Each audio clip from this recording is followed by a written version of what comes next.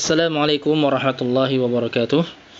Alhamdulillah wassalatu wassalamu ala Rasulillah wa ala alihi wa ashabihi wa man walah. Asyhadu an la ilaha illallah wahdahu la syarika lah wa asyhadu anna Muhammadan abduhu wa rasuluhu la nabiyya ba'dah, amma ba'd. Anak-anak sekalian yang Ustaz sayangi dan Ustaz banggakan, rahimani wa rahimakumullah.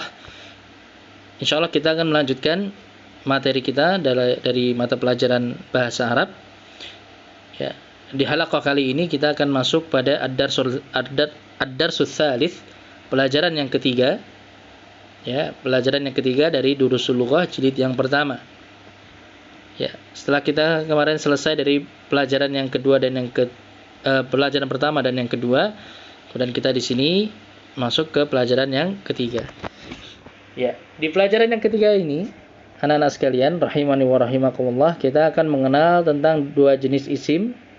Ya, dua jenis isim, yaitu yang pertama ada namanya isim nakirah, yang kedua ada namanya isim ma'rifat. Ya, ada isim nakirah dan isim ma'rifat. Adapun isim nakirah itu contohnya baitun. Ya, baitun itu contoh isim nakirah. Baitun yang kita sudah dapatkan sebelumnya, ya. Jenis kata yang seperti ini, baitun, masjidun, babun, qalamun dan yang lainnya, itu dinamakan dengan isim nakirah, ya, isim nakirah. Ya. Salah satu cirinya, salah satu ciri dari isim nakirah, dia memiliki tanwin. Dia memiliki tanwin. Ya, dia memiliki tanwin. Itu ciri dari isim nakirah. Jadi baitun di situ ada tanwinnya, ya, ada dhammah tanwin atau dhammatain. Ya. Itu ciri dari isim nakirah. Jadi kalau kita dapati ada isim, ada tanwinnya, maka itu namanya isim nakirah. Baitun kita artikan rumah. Ya, kita artikan baitun dengan rumah atau sebuah rumah. Ya, rumah atau sebuah rumah. Sedangkan al-baitu, ya, adapun al-baitu itu dinamakan isim ma'rifat. Dia dinamakan isim ma'rifat. Ya, dinamakan isim ma'rifat. Ya. Ini kebalikan dari isim nakirah. Ya, atau lawan dari isim nakirah. Artinya isim ma'rifat di sini dia sudah diketahui, sudah ditentukan. Yang dimaksudkan itu sudah ditentukan, sudah jelas. Kalau isim nakirah tadi belum jelas yang dimaksudkan yang mana. Misalnya kita mengatakan baitun, rumah atau sebuah rumah. Ya, ini rumahnya yang mana? Ya, rumahnya si A, si B, si C atau yang mana? Ya, belum diketahui. Pokoknya rumah.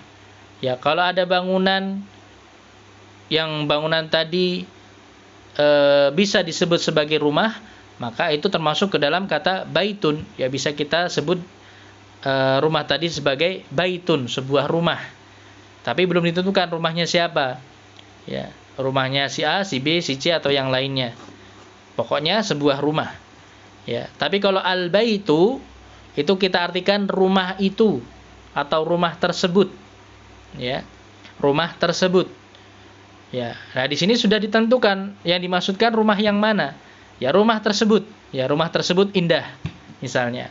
Oh ya, kita tahu kalau kita mendengar kalimat tadi, ya, itu sudah kita ketahui rumah yang dimaksud yang mana. Ya, rumah yang dimaksud, rumah yang indah itu yang mana rumahnya? Misalnya rumahnya si A. Ya, rumahnya Muhammad misalnya. Itu rumahnya indah. Jadi rumah tersebut indah. Ya, rumah tersebut indah. Ya. Beda dengan baitun tadi. Baitun kita artikan rumah atau sebuah rumah. Ya. Maka ini perbedaan antara nakirah dengan ma'rifat. Jadi kalau ada tanwinnya itu namanya isim nakirah. Ya, kalau tidak ada tanwinnya tapi dia memiliki alif lam, ada alnya di situ, ya, ada alif lamnya, itu namanya isim ma'rifat. Ya, bedanya tadi diartikannya, ya. Kalau baitun itu kita artikan rumah atau sebuah rumah, tapi kalau al-baitu kita artikan rumah tersebut. Ya, rumah tersebut. Jadi sudah ditentukan mana rumahnya. Ya. Di sini juga ada kitabun, kitabun buku atau sebuah buku. Kalau al-kitabu buku tersebut. Ya. Buku tersebut. Kemudian qalamun sebuah pena atau pena. Al-qalamu, pena tersebut. Ya. Kemudian jamalun, itu unta atau seekor unta. Kalau al-jamalu, maka kita artikan unta tersebut. Ya, unta tersebut. Ya. Ini anak-anak sekalian, rahimani wa rahimakumullah. Ya, ini penjelasan singkat terkait dengan isim nakirah dan isim ma'rifat. Ya, diingat-ingat tadi bahwasanya isim nakirah itu tandanya memiliki tanwin, adapun isim ma'rifat itu tandanya memiliki alif lam, ya, ada alnya, ada alif lamnya. Itu isim ma'rifat. Oke. Jadi diingat-ingat ya, untuk penerjemahannya kita terjemahkan atau kita artikan untuk isim nakirah tadi sebuah atau seekor, misalnya baitun tadi sebuah rumah atau rumah gitu. Adapun jamalun contohnya tadi seekor unta atau unta, ya. Tapi kalau isim ma'rifat nanti kita tambahkan tersebut di belakangnya, ya. Misalnya al-baitu, rumah tersebut, al-jamalu, unta tersebut, ya. Atau unta itu, rumah itu, ya. Maka sudah ditentukan yang dimaksudkan yang mana. Jadi kalau Ustadz mengatakan rumah tersebut, ya itu seharusnya kalian sudah tahu yang dimaksudkan rumah yang dimaksudkan itu yang mana. Misalnya sebelumnya Ustadz menyebutkan tentang sebuah rumah. Ya, misalnya tadi pagi Ustadz jalan melewati sebuah rumah. Ya, kemudian Ustadz mengatakan rumah tersebut sangat indah. Nah, yang dimaksud rumah tersebut apa? Ya kalian tahu rumah tersebut di sini maksudnya rumah yang tadi dilihat Ustadz ketika jalan pagi tadi. Ya, itu maksudnya seperti itu. Ya. Adapun baitun sebuah rumah itu belum jelas. Ya, belum jelas. Misalnya di desaku ada sebuah rumah yang kosong misalnya. Di desaku ada sebuah rumah yang kosong misalnya. Ya, di sini sebuah rumah di sini belum ditentukan yang mana rumahnya. Ya. Belum ditentukan yang mana yang dimaksudkan dengan rumah yang kosong tadi. Ya.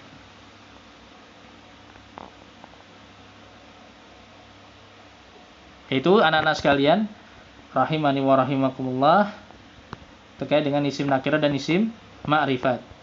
Ya, kemudian di sini ada beberapa contohnya, ya ada beberapa contoh dari penggunaan isim nakirah dan isim ma'rifat. Ya, perlu kalian ketahui di sini, ya perlu kalian ketahui sebelumnya, dalam bahasa Arab itu ada dua jenis bentuk jumlah atau kalimat, ya. Jumlah atau kalimat. Ya, jenis yang pertama itu dinamakan dengan jumlah ismiyah, ya jumlah ismiyah. Jumlah ismiyah itu adalah suatu kalimat yang diawali dengan isim. Ya, diawali dengan isim atau kata benda. Ya, diawali dengan isim atau kata benda. Jadi kalau ada sebuah kalimat dalam bahasa Arab itu diawali dengan kata benda, maka itu namanya jumlah ismiyah atau kalimat yang diawali dengan isim. Ya.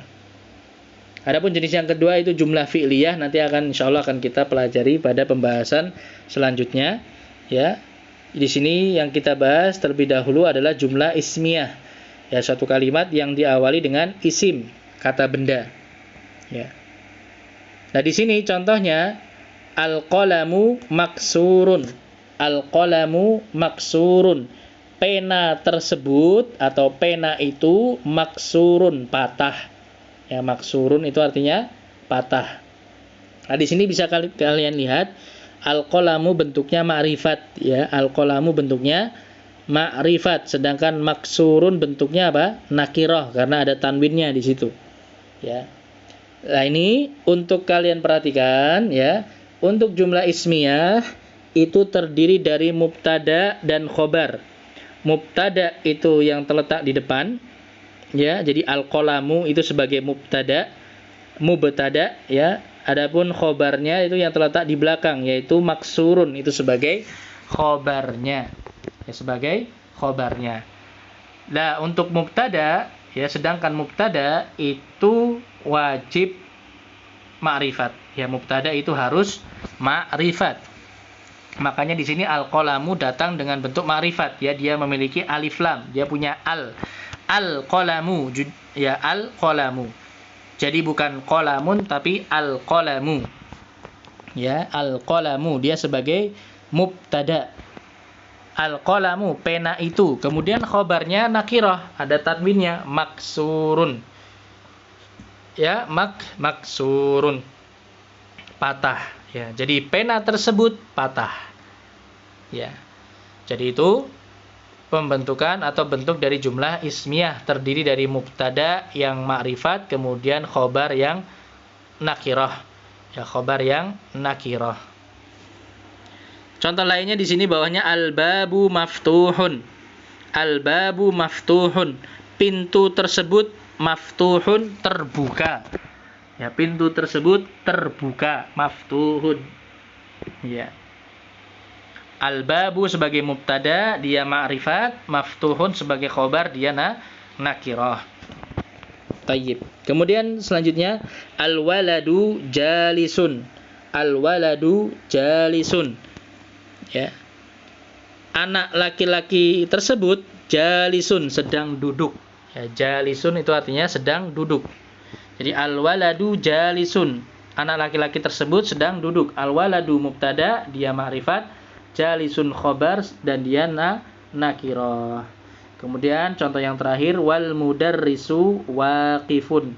Wal mudarrisu waqifun. Wa di sini untuk kata sambung ya, artinya dan guru tersebut al-mudarrisu ya, guru tersebut waqifun, sedang berdiri ya, sedang berdiri.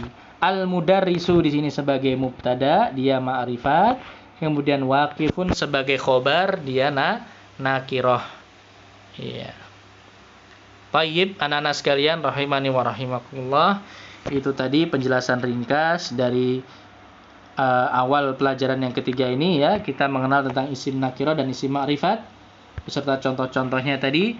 Ya, Ustaz ulangi lagi, isim nakirah itu isim nakirah itu memiliki tanwin, adapun isim ma'rifat itu memiliki alif lam atau al ya. Untuk isim nakirah itu belum ditentukan yang dimaksudkan yang mana, ya masih bersifat umum ya. Jadi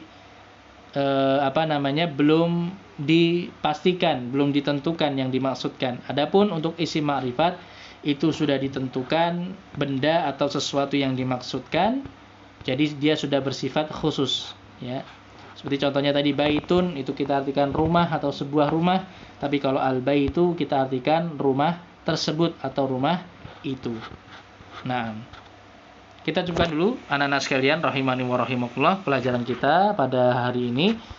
Kita cukupkan sampai di sini dulu. Mudah-mudahan bermanfaat dan bisa dipahami. Wallahu taala a'lamu bis-shawab. Alhamdulillahirabbil alamin. Wassallallahu wasallama ala nabiyyina Muhammadin wa ala alihi wa ashabihi ajma'in. Subhanakallahumma wa bihamdik asyhadu an la ilaha illa anta astaghfiruka wa atubu ilaik. Assalamualaikum warahmatullahi wabarakatuh.